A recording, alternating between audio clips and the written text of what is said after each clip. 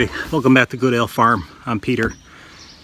Today I'm going to walk around and clear some of the growth that's hitting the electric rope or the electric fence.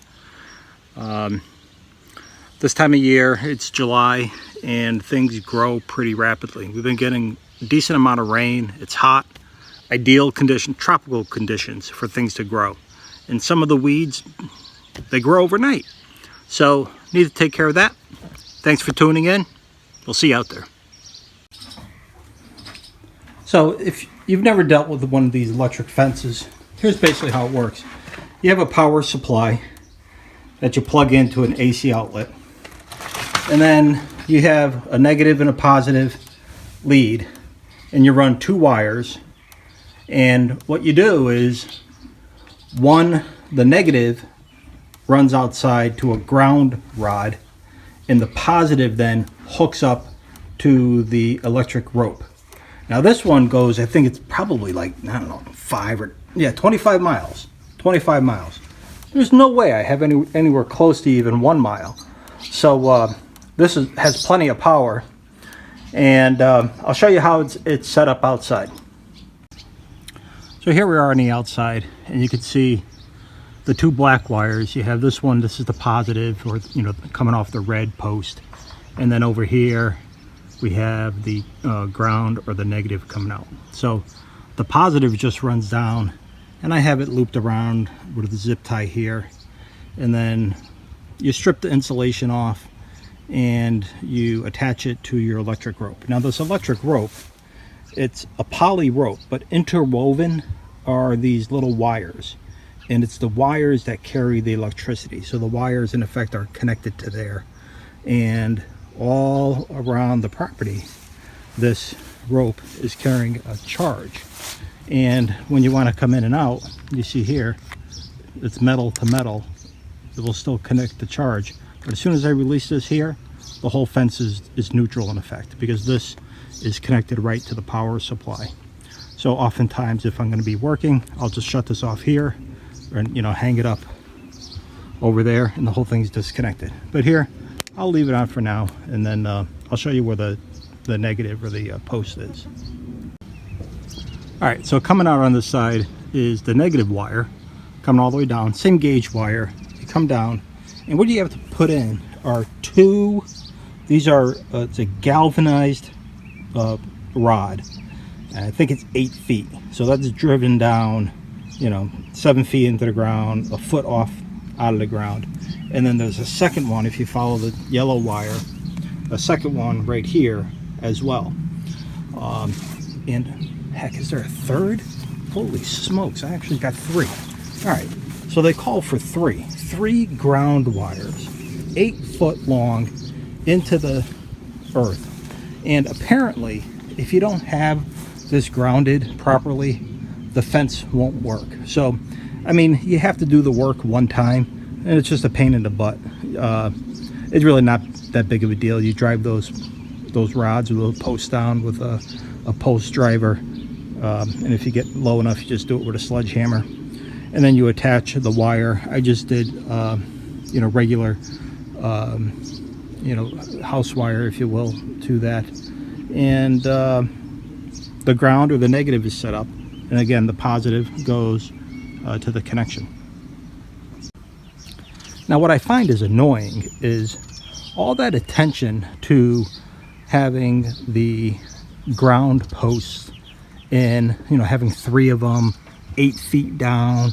It's nuts, because what happens then is when you have growth like this and it touches the wire, a simple little weed or plant like that is going to ground this, and then not 100% neutralize it, but if you have enough of these touching, it will in effect neutralize and ground this wire, so that if you go like way over there, the wire is ineffective. So I think to myself, man, if I gotta do an 8 foot galvanized rod, 3 of them, and a couple blades of grass is gonna ground it, what's up with that?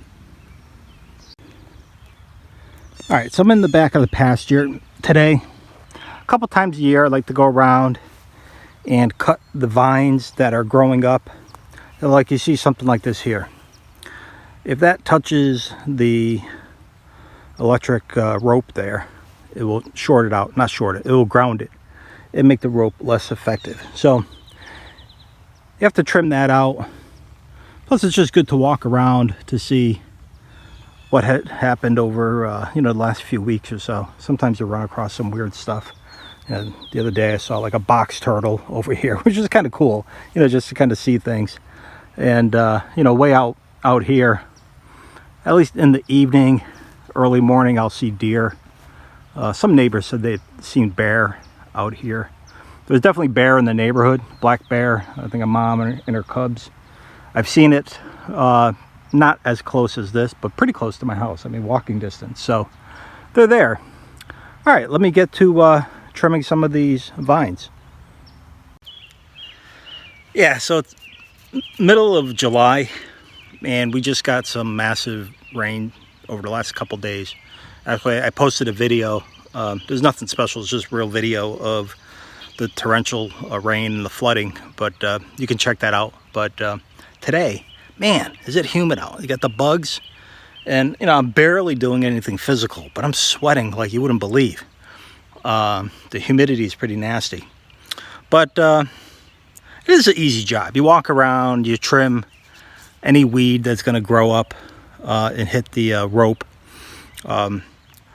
I've grown accustomed to the things that I need to trim and the things I don't. There are some weeds that grow really slow, and then there's some like the bittersweet. I did a video on that a while ago too.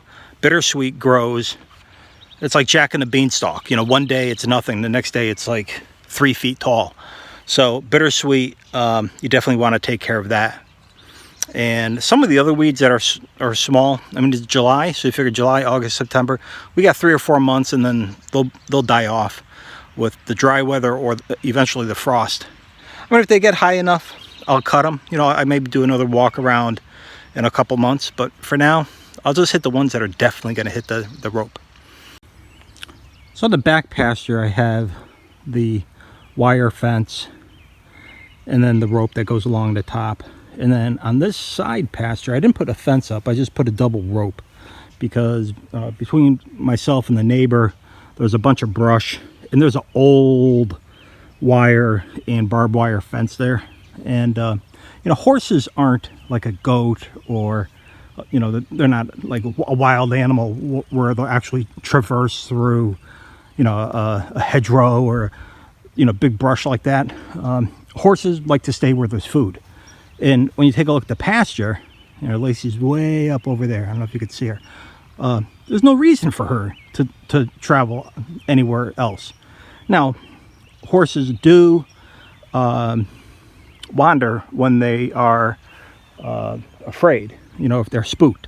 So if there's thunder, lightning, fireworks, and she was out, she'd be running around. Now, she wouldn't necessarily jump the fence unless she felt really insecure and thought that it'd be safer like out there. But never had anything like that, knock on wood. I mean, she's an older horse, so less likely to do crazy stuff like that. But anyway, back to this over here. I ran across something here. Something must have tried to jump this. I know it wasn't Lacey, but my guess is a deer tried to make this jump. I mean, deer can go over this like you and I jumping over a piece of grass. This is like nothing for them. But someone must have got tangled up. I have the fence off so I could touch it. And this got broken off. So I'm going to replace that. I brought some in my pocket because I knew I was going to have to deal with some of this stuff. So I'll do that, tighten it up some, and go along this side here, which a little bit more of a nuisance because, even like a little, flower, something like this, if it's touching that wire, it's enough to ground it. Here you have this weed, and you can see up top here, you can see how it looks almost burnt. So that's what happens when it touches it. I mean, it gets basically electrocuted. It's a ground, it gets burnt, usually kills the weed up top.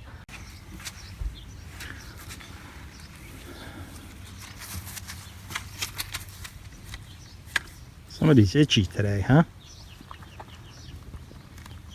Don't eat too much grass. It's nice and rich today. We'll have to let that dry out. We'll cut it later. All right, everybody, that's the video for today. A little bit of knowledge on electric fence, electric rope fence, and doing the weeding and taking care of it so it doesn't get grounded. So, hey, thanks for tuning in. And if you haven't subscribed, please do so. The last time I checked, I was at 28 subscribers, maybe 26. I'd like to be able to break that 30 mark. And then our next target, I guess, will be 50. Then we'll get to 100. Eventually, we'll have like 10,000, 100,000, million subscribers. I want to shoot for the stars there on that one. So it all starts with you. So please subscribe if you haven't. Tell your friends, your family, co-workers, anybody. Hopefully you find my videos entertaining, instructional. And always love comments. I do get a couple of them every now and then, so I appreciate those who do that. And also likes and unlikes, and especially if you have any topics. You know, I mean, for the most part, the way I do my videos is there's always something I'm doing over the weekend, Saturday, Sunday, or even during the week. And I'll just videotape it. But if there's something that you've seen around, you're like, hey, be interesting to see that. Drop me a comment. Send me a message, and I'll put it in the to-do list.